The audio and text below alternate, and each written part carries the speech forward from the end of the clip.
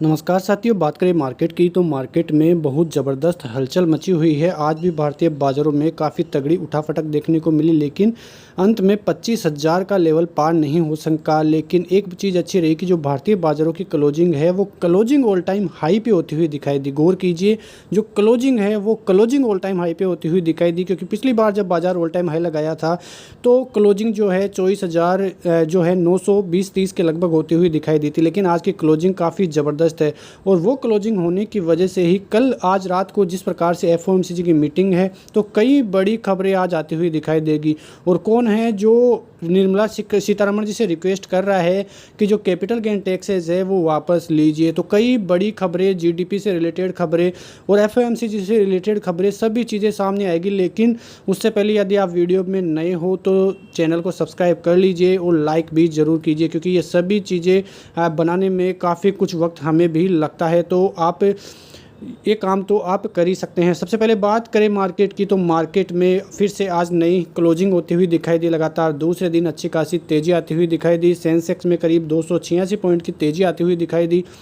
वहीं निफ्टी भी 24,950 का लेवल पार करके क्लोजिंग देखने को मिली। तो अच्छी खासी क्लोजिंग इंडिसेस की तरफ से आज आती हुई दिखाई दी। फेड की मीटिंग से पहले इस प्रकार की तेज़ी होना भारतीय बाज़ारों को काफ़ी सहारा देती हुई नज़र आएगी। आजकल फेड की मीटिंग है, लेकिन यदि फेड की मीटिंग नहीं होती तो हो सकता था कि 25,000 का लेवल भी आज पार हो सके। बैंक निफ्टी में ज़्यादा कुछ होता हुआ दिखाई नहीं दे रहा है, लेकिन fin services, Nifty IT, Nifty mid cap सभी से मिले जुले संकेत ही आते हुए दिखाई दिए, क्योंकि न्यूज़ों का दौर है और आज ऐसा होना भी था। बाजार कंसोलिडेशन में जाना भी था, लेकिन जो विदेशी संस्थाएं हैं वहाँ से भारतीयों जो वापसी है भारतीय शेयरों में, इस वजह से जो एशिया के मुकाबले रिकॉर्ड प्रीमियम जो है कई शेयरों का होता हुआ दिखाई दिया है। आप यहाँ पे देखें तो जो MSCI इंडेक्स है वहाँ पे यदि एशियाई की माप की तुलना करें तो उसका मूल्यांकन में जो अंतर है वो 10% अधिक का बढ़ गया है, क्योंकि भारतीय बाज़ारों में जिस प्रकार का निवेश विदेशी लोग करते हुए दिखाई दिए हैं, काफ़ी ज़बरदस्त तरीके से भारत में निवेश आता हुआ दिखाई दिया है। आप यहाँ पे फॉरेनर्स की बात करें तो करीब 4 बिलियन जो डॉलर है उन्होंने भारतीय बाज़ारों में निवेश किया है इसी महीने में, जो कि बहुत ही ज़बरदस्त महीना रहा है पिछले दिसंबर से अब तक के लिए। और वहाँ पे लोकल फंड ऐड करें तो 2.4 बिलियन का लोकल फंड भी आता हुआ दिखाई दिया है, जो NSE बेंचमार्क को करीब 15% तक के गेंस दिलाने में काफ़ी सहायता वो करता हुआ नजर आया है। तो ये बड़ी खबरें भारतीय बाज़ारों के लिए आती हुई दिखाई दी है। उसके अलावा बाज़ार बंद होने के 10 मिनट में ही मारुति सुजुकी के रिजल्ट आते हुए दिखाई दिए, और जो रिजल्ट आए हैं काफ़ी ज़बरदस्त रिजल्ट आए हैं। ईयर ऑन ईयर बेसिस पे, क्वार्टर ऑन क्वार्टर बेसिस में एस्टिमेट को बीट इस शेयर ने किया है और लास्ट में 3% तक की तेज़ी बाजार बंद होते होते ही इस शेयर में ज़बरदस्त तेज़ी बरकरार है। कल भी ज़बरदस्त तेज़ी होने की संभावनाएं यहाँ पे आती हुई दिखाई दे रही हैं। उसके अलावा जो अर्निंग सेशन है वहाँ पे मारुति, महिंद्रा एंड महिंद्रा, कोल इंडिया, अडानी पावर, टाटा स्टील, अंबुजा, बैंक ऑफ बड़ौदा, इन सभी के जो Q1 के नतीजे आने हैं और उन सभी का इम्पैक्ट कल भारतीय बाज़ारों में देखने को मिलेगा। लेकिन यहाँ पे ये एक और बड़ी खबर की बात करें तो जो म्यूचुअल फंड है, यानी कि एसोसिएशन ऑफ म्यूचुअल फंड है AMFI, उन्होंने 6 पॉइंट का जो 6 पॉइंट है वो रिलीज़ किए हैं और ये जो है कैपिटल गेन टैक्सेस को वापस से लेने के लिए निर्मला सीतारमण जी से डिमांड कर रहे हैं। जो कि बजट में कैपिटल गेन टैक्सेस बढ़ाए गए थे, उनको वापस से लेने के लिए निर्मला सीतारमण जी से डिमांड कर रहे हैं। और यहाँ पे आप देख सकते हैं उन्होंने साफ कह दिया है कि ये जो 6 पॉइंट है उनमें सब कुछ दिया गया है। उनमें जो पॉइंट है वो कैपिटल गेन टैक्सेस जो इम्प्लीमेंशन हुआ था उसको रीस्टोर करने की जो गुजारिश है वो निर्मला सीतारमण जी से ये सभी करते हुए दिखाई दे रहे हैं। तो ये आज की बहुत ही बड़ी खबर साबित हो सकती है, क्योंकि यदि ये चीज़ वित्त मंत्री मानते हैं तो फिर बड़ी खबर ये फिर से बनती हुई दिखाई दे सकती है। लेकिन जो सेबी का लेटेस्ट प्रपोजल कल आया था, उन्होंने 7 पॉइंट दिए थे और लोगों से राय भी वहाँ से मांगते हुए वो नज़र आए थे कि ये राय आप बता सकते हैं कि क्या कुछ इम्प्लीमेंशन सेबी जो है वॉल्यूम्स जो होते हुए डेरिवेटिव्स में दिखाई दे रहे हैं, ऑप्शंस में होते हुए दिखाई दे रहे हैं, उनको कम करने के लिए सुझाव जो है सेबी मांगता हुआ दिखाई दिया है। और उन सेबी के सुझावों के बीच ही ये जो खबर है वो बहुत बड़ी खबर आती हुई दिखाई दे रही है। और ये खबर ये है कि जो लेटेस्ट प्रपोजल सेबी की तरफ से आया है एफ एंड ओ ट्रेडिंग के लिए, उसमें चेंजेस से यानी कि ऑप्शन के जो वॉल्यूम्स है उस पर कोई भी इम्पैक्ट पड़ता हुआ नज़र नहीं आएगा, ऐसी खबरें आती हुई दिखाई दे रही है। और ये बात कौन कर रहा है? जीरोधा के CEO नितिन कामत जी कल ट्वीट करके उन्होंने यही चीज़ कही कि ये जो सभी चीज़ें अभी सेबी करता हुआ नज़र आ रहा है उसका कोई भी इम्पैक्ट जो है वो न्यू प्रपोजल चेंजेस से होता हुआ नज़र नहीं आएगा। उल्टा इसका जो इम्पैक्ट है वो वॉल्यूम पर तो पड़ेगा नहीं, लेकिन जो फ्यूचर का वॉल्यूम है वहाँ पर पड़ता हुआ नेगेटिव इफेक्ट जो है आता हुआ दिखाई देगा। ये जो बात है नितिन कामत जी बात करते हुए दिखाई दिए हैं। तो ये एक बहुत बड़ी खबर यहाँ से भी आती हुई दिखाई दी है। उसके अलावा अभी अभी मार्केट बंद होने के बाद एक और बड़ी खबर आती हुई दिखाई दी कि जो इंडिया रेटिंग रिसर्च है यानी कि इंडरा है, उन्होंने फाइनेंशियल ईयर 25 के लिए जो जीडीपी की ग्रोथ है वो 7.5 का फोरकास्ट किया है, जो कि पहले 7.1 की फोरकास्ट थी वो अब बढ़कर 7.5 की फोरकास्ट करते हुए नजर आए हैं। जो IMF है और जो सभी संस्थाएं हैं वो भारत की जीडीपी को लेकर पहले ही बातें कर चुकी है और बहुत ज़बरदस्त रेटिंग उन्होंने भी भारत की ग्रोथ स्टोरी पर दी थी। और जिस प्रकार से फिजिकल डिफिसिट को लेकर चर्चाएं इस बजट में भी आई थी, उसके बाद ज़बरदस्त तेज़ी का मूड माहौल भारतीय बाज़ारों में बनता हुआ दिखाई दे रहा है। तो 7.1 से 7.5% का जो करंट रेशियो है यानी कि जीडीपी ग्रोथ है वो अब आने वाले दिनों में आता हुआ दिखाई दे सकता है, ऐसा जो इंडियन रेटिंग रिसर्च एजेंसियां है उनका मानना है। तो ये भी एक पॉजिटिव खबर भारतीय बाज़ारों के लिए आती हुई दिखाई दी है।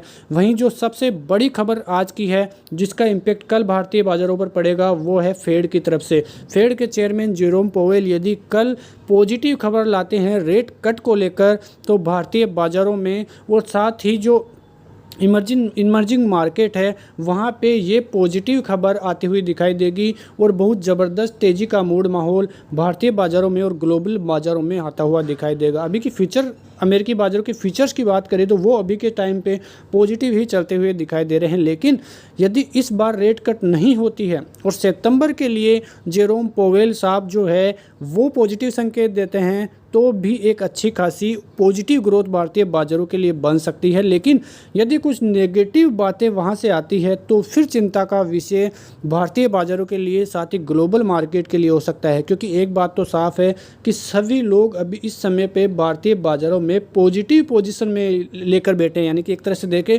तो सभी लोगों का यही मानना है कि भारतीय बाज़ार बहुत ज़बरदस्त तरीके से 25,000 के लेवलों को पार करते हुए नजर आएंगे। ये हम भी मान रहे हैं, सभी लोग बाग मान रहे हैं, लेकिन एक बार ये बात सोच के देखिए कि कुछ भी नेगेटिव वहाँ से आता हुआ दिखाई देता है तो एक बहुत बड़ी गिरावट और क्रेज़ की स्थिति भी भारतीय बाज़ारों में बन सकती है, ऐसा भी हम मानते हैं। इसके पीछे का लॉजिक ये है कि भारतीय बाज़ारों में पहले से ही एक ज़बरदस्त ग्रोथ स्टोरी रही है, एक ज़बरदस्त तेज़ी बनी है, उसके बाद कोई बड़ा करेक्शन 5 से 6% और 10% तक का आया नहीं है। और आज मीटिंग में यानी कि फेड मीटिंग में यदि पॉजिटिव खबरें आती है तो फिर तो मानना ही कुछ और है, भारतीय बाजार 25,000 के ऊपर ही गैप अप होकर तगड़ी तेज़ी दिखाते हुए नजर आएंगे। लेकिन कुछ नेगेटिव खबरें आती है जो कि होना अभी तो इम्पॉसिबल है, लेकिन एक तरह से हम मानकर तो चल ही सकते हैं, क्योंकि कुछ भी नेगेटिव रहा तो एक बहुत बड़ी गिरावट का सामना देखने को मिल सकता है। तो ये सभी चीज़ें कल भारतीय बाज़ारों पर इम्पैक्ट करती हुई नजर आएगी। सभी खबरें पॉजिटिव आती हुई अभी के टाइम पे दे रही है, कोई भी खबर नहीं है जो नेगेटिव इम्पैक्ट डाल सके, क्योंकि फेड की मीटिंग का रात को 11 बजे ही पता चलेगा कि क्या कुछ फेड कहता हुआ नजर आएगा। अब बात करते हैं मार्केट की और लेवल्स की। अब यहाँ पे लेवल्स की बात करें तो सबसे ज़्यादा जो कॉल राइटर्स की पोजीशन है वो पोजीशन है 24,900 पर और 25,000 पर, यानी कि 25,000 पर कॉल राइटर्स करीब 77 लाख कॉल राइटर्स बैठे हैं और जो एड ऑन हुए हैं वो 2,76,000 एड ऑन हुए हैं। 24,900 की बात करें तो यहाँ पे करीब 10 लाख की जो कॉल राइटर्स की पोजीशन है वो करती हुई नजर आई है और वो पोजीशन 25,100 पर ऐड होती हुई दिखाई दी है। करीब 53 लाख जो है कॉल राइटर्स 25,100 पर। सबसे बड़ी पोजीशन तो 25,000 की है। ये तो आपको ही पता है कि 25,000 का एक साइकोलॉजी लेवल है, वो कटेगा तो फेड की मीटिंग आने के बाद गैप अप हो तो कोई बड़ी बात नहीं है और इसी से ये जो है लेवल कटेगा। यहाँ पे सबसे बड़ी बात ये रही जो 24,900 है वहाँ से पोजीशन काटते हुए कॉल राइटर सब नज़र आ रहे हैं। पुट राइटर्स और सपोर्ट जोन की बात करें तो 24,900 पर एक बहुत ही बड़ी पोजीशन करीब 54,98,000 की होती हुई दिखाई दी और करीब 20 लाख जो पोजीशंस है वो एड ऑन होती हुई दिखाई दी है। वहीं 24,800 पर भी 56 लाख की पोजीशन है और 14 लाख एड ऑन होती हुई दिखाई दी है। 24,700 पर भी 50 लाख और 11 लाख पोजीशनें एड ऑन हुई है। तो ये जो तीनों लेवल्स है वो आप नज़र में रखिए। यहाँ पे 24,700, 24,800 और 900 पे भी ज़बरदस्त 800 पे भी ज़बरदस्त पुट राइटिंग यहाँ पे, यानी कि अच्छा खासा सपोर्ट लेवल ये जोन करते हुए नजर आएंगे। अब आते हैं लेवल्स पे बात करें तो सबसे पहले निफ्टी का आप वन डे चार्ट देखिए, कितना खूबसूरत वन डे चार्ट आता हुआ आपको नज़र आ रहा होगा।